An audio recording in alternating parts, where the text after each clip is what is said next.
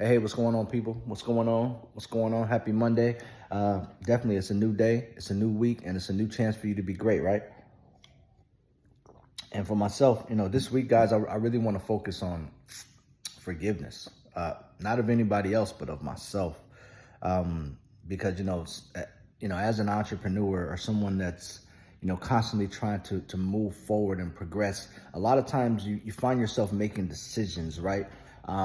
Sometimes at the blink of an eye, and it's strategic in your mind. Sometimes it may come with some risk, but here's the thing: when you make specific decisions, if it doesn't turn out the way that you wanted it to turn out, right? If you don't succeed, if you don't blow up, if things don't just happen the way you want them to happen, and you consider yourself a failure in that moment, a lot of times you will consider that decision a failure as well.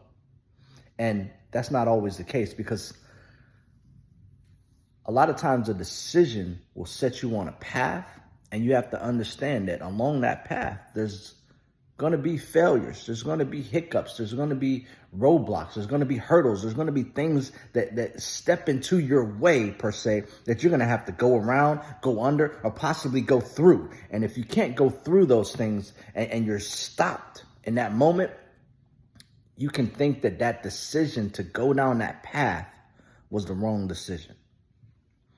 Possibly because maybe your expectations was that after I make this decision, everything's going to go well, I'm going to be successful, and I'm never going to look back. But that's not reality, right? So, but here's the thing. When you make decisions and then they don't go the way that they should go, a lot of times we consider those decisions bad decisions, and we lose trust in ourselves. Therefore, we don't ever get back up and keep going.